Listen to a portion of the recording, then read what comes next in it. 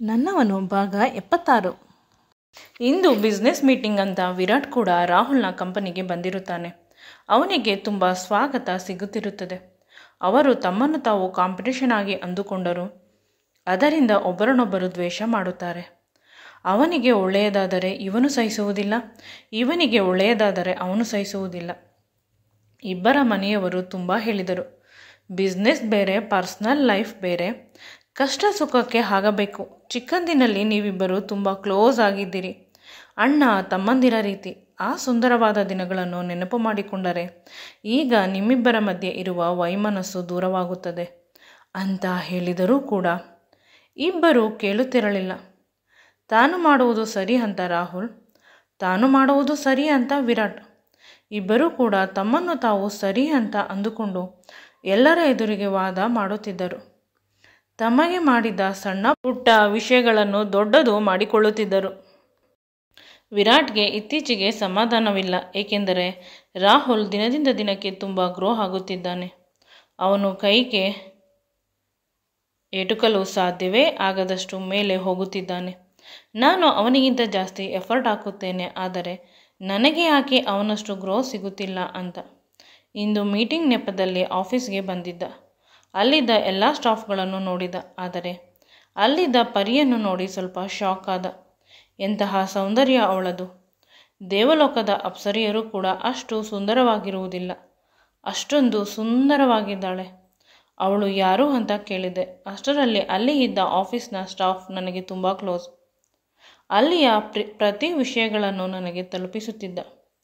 ನನ್ನನ್ನು ಪಕ್ಕಕ್ಕೆ ಕರೆದುಕೊಂಡು ಬಂದು ಹೇಳಿದ, ಸರ್, ಅವರು ಇಲ್ಲಿಯ ಒಂದು ರೀತಿಯ ಲೇಡಿ ಬಾಸ್. ಅವರು ಯಾವ ನಿರ್ಧಾರ ತೆಗೆದುಕೊಳ್ಳುತ್ತಾಳೆ ಅದನ್ನೇ ಸರ್ ಫಾಲೋ ಮಾಡುವುದು. ಅವರು ಬಂದ ಮೇಲೆ ಕಂಪನಿ ತುಂಬ ಚೆನ್ನಾಗಿದೆ.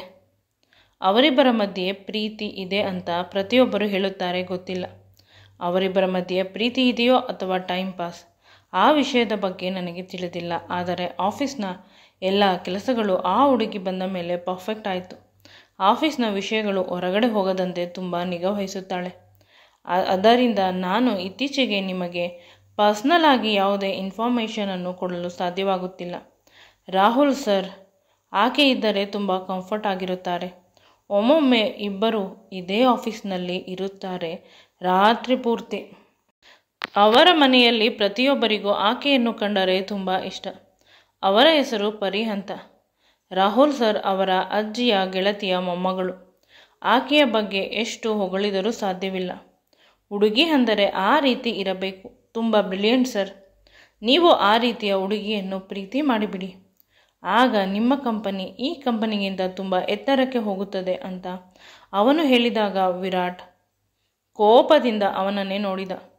ಇನ್ನು ಸ್ವಲ್ಪ ಹೊತ್ತು ಇಲ್ಲೇ ಇದ್ದರೆ ನನಗೆ ಒಂದು ಗತಿ ಕಾಣಿಸುತ್ತಾರೆ ಅಂತ ವಿರಾಟ್ ಹೊರಟು ಹೋದ.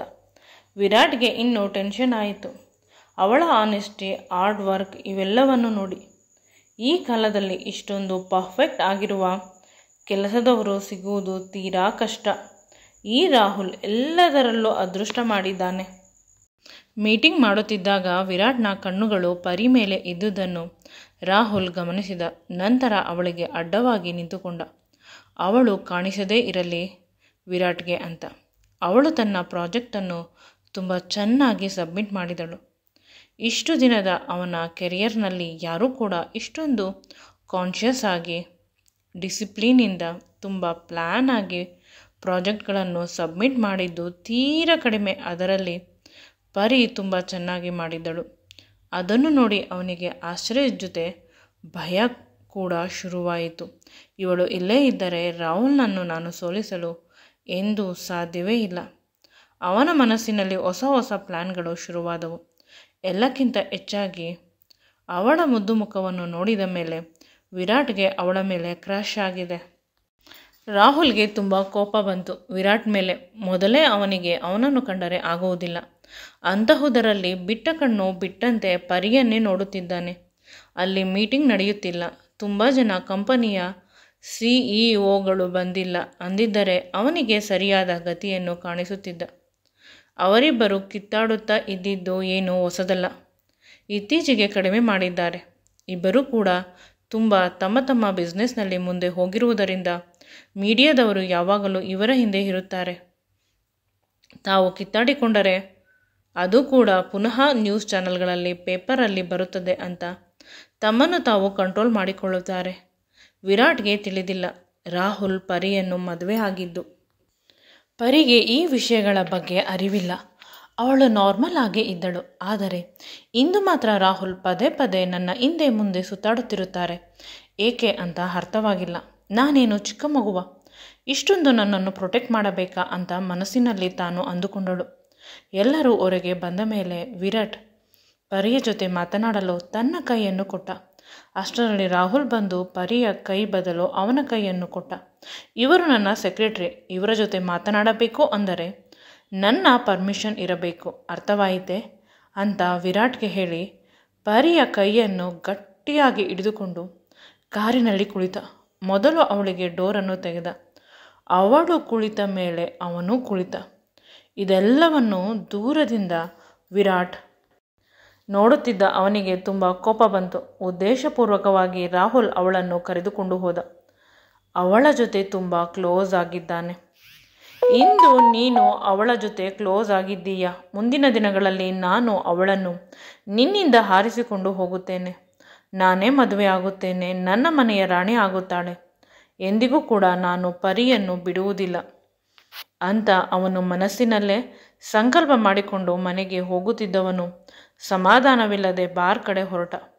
ಪರಿಯ ಅಂದವಾದ ಮುಖ, ಅವಳ ಮಾತುಗಳು, ಇನ್ನೊಬ್ಬರಿಗೆ ಕೊಡುವ ರೆಸ್ಪೆಕ್ಟ್, ಕೆಲಸದಲ್ಲಿ ಅವಳ ಬುದ್ಧಿವಂತಿಕೆ, ಇದೆಲ್ಲಕ್ಕಿಂತ ಹೆಚ್ಚಾಗಿ ಏನೋ ಒಂದು ಅವಳಲ್ಲಿ ಇರುವ ಒಂದು ಸೆಳೆತ ಅವನನ್ನು ಪದೇ ಪದೇ ಅಟ್ರ್ಯಾಕ್ಟ್ ಮಾಡುತ್ತಿತ್ತು. ತುಂಬ ಜನ ಹುಡುಗಿಯರನ್ನು ನೋಡಿದಾಗಲೂ ಕೂಡ ಅವನಿಗೆ ಎಂದು ಈ ರೀತಿಯ ಫೀಲಿಂಗ್ಸ್ ಇರಲಿಲ್ಲ. ಯಾವಾಗಲೂ ಕೆಲಸ ಕೆಲಸ, ದೊಡ್ಡ ಬಿಸ್ನೆಸ್ ಮ್ಯಾನ್ ಆಗಬೇಕು ಅನ್ನುವ ಆಲೋಚನೆಯಲ್ಲಿ ಇದ್ದವನ ತಪಸ್ಸನ್ನು ಭಂಗ ಮಾಡಿದ್ದಾಳೆ ಪರಿ.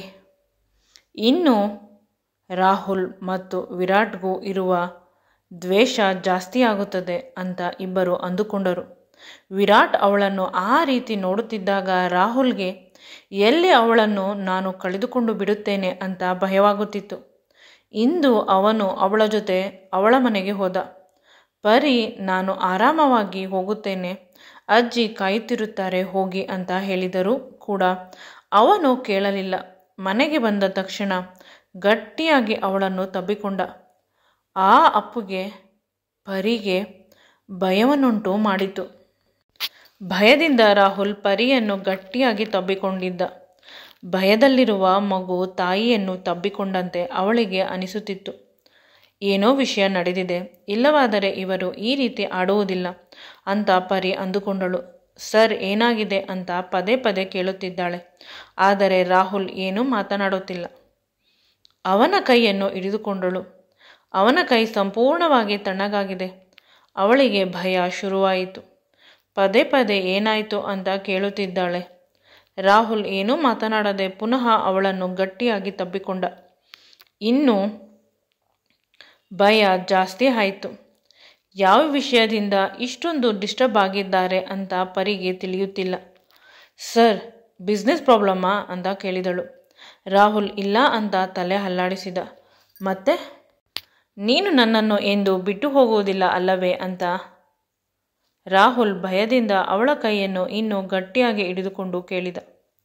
ನಾನು ಏನೇ ತಪ್ಪು ಮಾಡಿದರೂ, ಎಷ್ಟೇ ಕೋಪಗೊಂಡರೂ, ಅಥವಾ ನನಗಿಂತ ಸುಂದರವಾದ ಹುಡುಗ ನಿನ್ನನ್ನು ತುಂಬ ಕೇರ್ ಮಾಡಿದರೆ ನನ್ನನ್ನು ಬಿಟ್ಟು ಹೋಗುವುದಿಲ್ಲ ಅಲ್ಲವೇ ಅಂತ ಪದೇ ಪದೇ ಕೇಳಿದ.